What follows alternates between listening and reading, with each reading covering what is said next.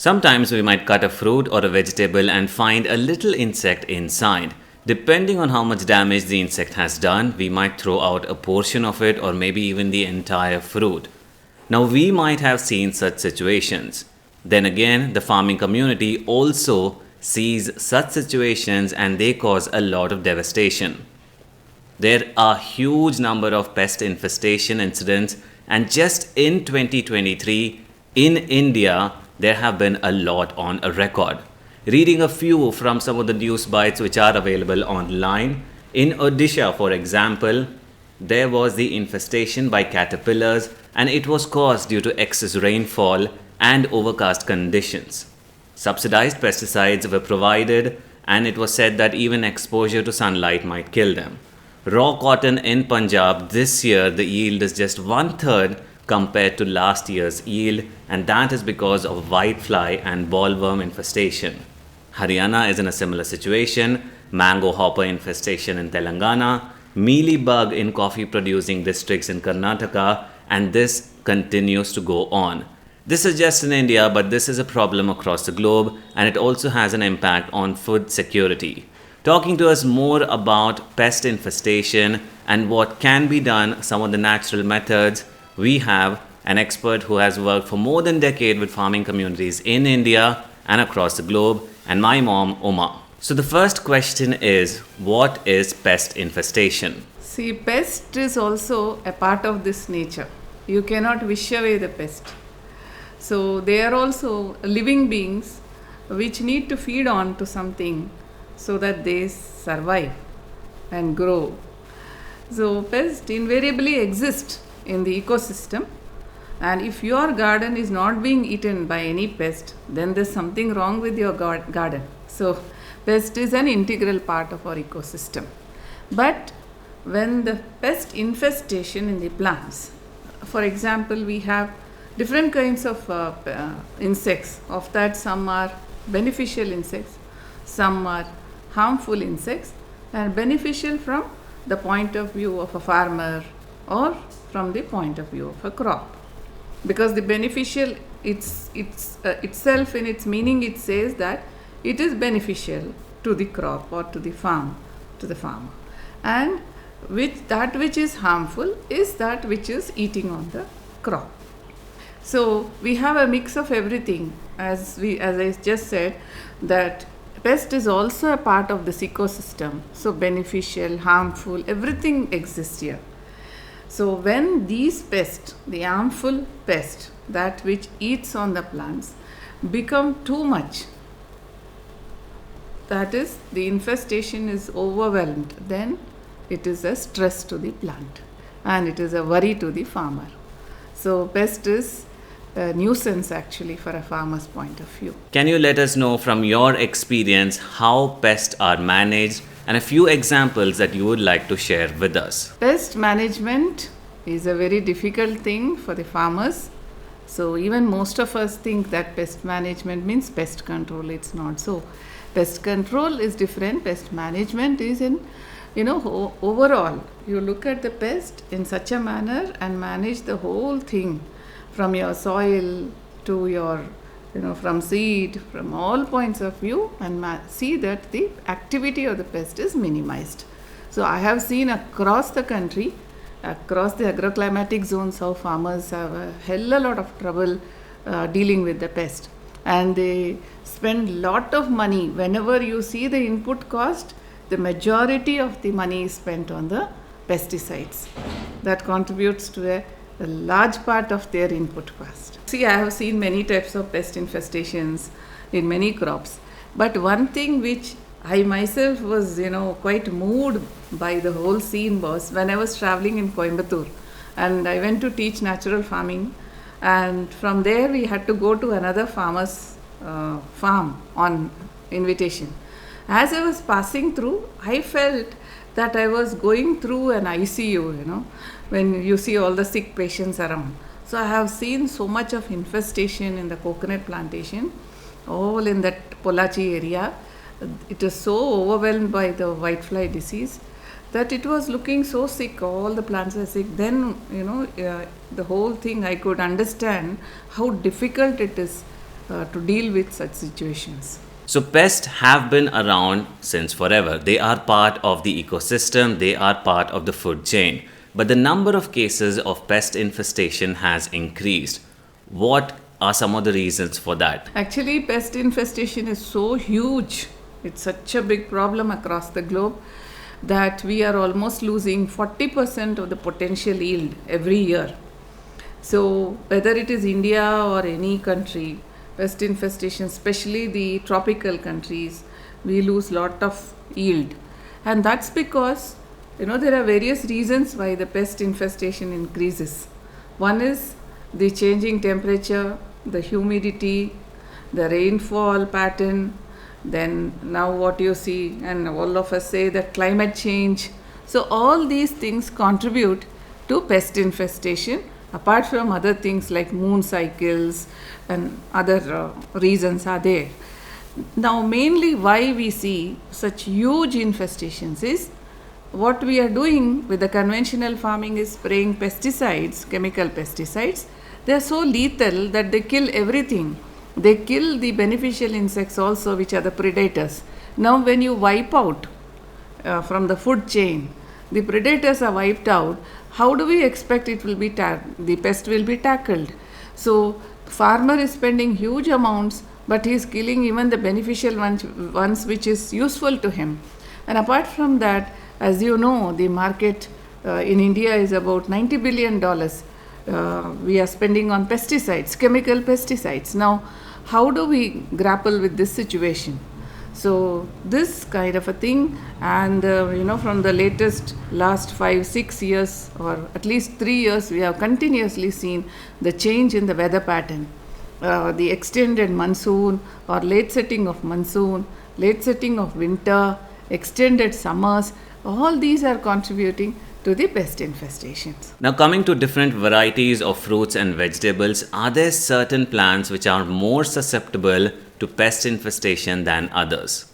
Yes, there are certain plants which are more susceptible. That's why in nature we have some crops, some plants which are pest repellent or trap crops, or we use like castor, we use marigold, we use lemongrass, and we have tulsi. All these are pest repellent crops. So in nature itself we have these varieties which are not susceptible.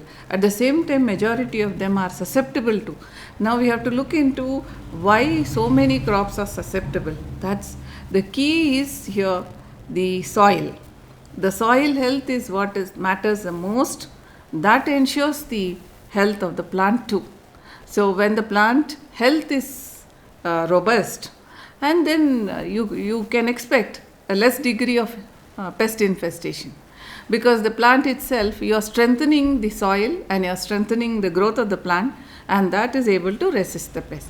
So this way these are all connected, interconnected. We cannot see each of the activity in isolation. Often the method that is advised for farmers by policymakers and many others is to use more chemicals or more pesticides. How do you manage pest infestation in natural farming when there is no use of chemical? Certainly. You see, in as you said, natural farming, and which we are promoting in a very big manner, for decades together now, from 2009 onwards. Now, what we do is there is no one solution for this, and we have to apply multiple solutions, and without any chemicals. It's a chemical-free solution that we give, and keeping in mind the entire ecosystem, how it operates. Once you understand this, then we will be able to manage the pest very effectively, chemical free. So what we do in natural farming is, when we know that the soil is the medium in which the plant grows, and soil's health is what matters, that gives rise to a robust crop or the plant, and that will be able to resist disease. Similarly, seed. We take the seed, we'll teach the farmers that seed needs to be treated and it cannot be sown just or broadcast just like that. So again, the necessity for seed treatment is very important in natural farming, to keep at least the seed should be able to withstand the fungi and bacteria that is there in the soil. So our main motto is the farmer should not incur loss, because seed also is an input cost. So we ensure that input cost is not wasted in the manner of seed purchase. So that is one thing. Second thing, when you treat seeds, the chances of getting a good sprouting, it sprouts about 90%. Now what farmers are doing right now in conventional farming, they are losing about 30% of the seeds because only 70% sprout. Now again there is a loss in the input because they would have purchased and it doesn't come up to that extent. So these natural farming methodologies are so very effective when applied properly. Then from seed we go again, we teach them at what time the pesticides, that is bioformulations, these are chemical free, should be applied. That is an important thing, one of the important things. And again going forward, we also teach them to how to take care of your plants even against this climate change. So when you enrich the soil itself, that's the key to everything, whether it is disease or drought or climate change, everything it will give an answer, provided we do properly. The southern belt, which is the coconut belt, and all the coastal belts, I have seen people losing their crops in a very big manner, and they had to switch over to paddy, abandon the coconut cultivation and switch to paddy. This was when we could give some solution where we could save the coconut plantation to a very large extent, especially in the place where I had been there in Polachi, and that worked wonders. We could have a success over the whitefly disease, and also the coconut size increased. So I was very happy personally because some help from our side could save something. So we had to even take this knowledge to Orissa, Srikakulam, all the coastal districts where the coconut infestation, whitefly infestation in coconuts were so huge. So because no other university or any chemical could curb this disease, we could naturally, we in the sense with the indigenous knowledge, we could curb that. That was my thing. I wanted to add this to you. Now, for consumers like you and me, not having chemicals also has an impact, which means grains like rice, wheat, pulses, when we store them in our houses, even for a short period of time, there is a risk of having insects and worms coming in. What can people at a household level do so that there are no insects without the use of chemicals? See, one thing is very clear. If it is conventionally grown or with the chemicals, okay. So at every stage, chemicals are added to grow, then again after harvesting for storage, again value addition, again they use chemicals, then go to grading, packing, while packing again to preserve the grains or the produce, again chemicals are used. So at every stage, chemical is used. So you don't have to bother about those crops which have been grown chemically. So and their shelf life some more. Now coming to natural farming, the produce itself is so nutritious, so sweet and chemical free that even insects tend to eat more. So in that case, what we need to do is we can use our indigenous knowledge, which we have been having here in this country from our ancestors. We have learned how to preserve grains. So either we use neem leaves or we use asafoetida. So some of these things we use. And asafoetida, chunks of asafoetida kept in the grains, that preserves the grains. So like this, we can make use of some of these indigenous knowledge that is there. It's still there with us, and preserve the grains. You mentioned climate change, and my final question is, what is the impact of climate change on the number of pest infestation cases and hence the damage that is caused? We have been observing from the past 3 years, there's lot of, there's so much of uncertainty, I can say. Now, extended monsoons, that crops are not able to withstand that heavy rains or drought-like condition. Now, this year you have observed the rainfall, it was set only in late July end or July, beginning of July. So, like this, we have having so much of uncertainty where the farmer doesn't grow at the right time and he doesn't harvest at the right time, or untimely rain, unseasonal rain. If it rains and while the crops are standing in the farm, even then it is a problem. We have seen many of these cases where the farmers were not able to harvest. The whole crops got wiped out. The standing crops had to be pulled out because they got rotten due to the rainwater that wasn't raining. So these are some of the things. And last year it was observed that nearly 30% of the crops were lost due to this kind of a climate change. So all across the globe we are having, and not only this rainwater what I was talking about, but rain, temperature as I said, and relative humidity, all this will increase the infestation, pest infestation. There will be a lot of growth of pest and pest infestation.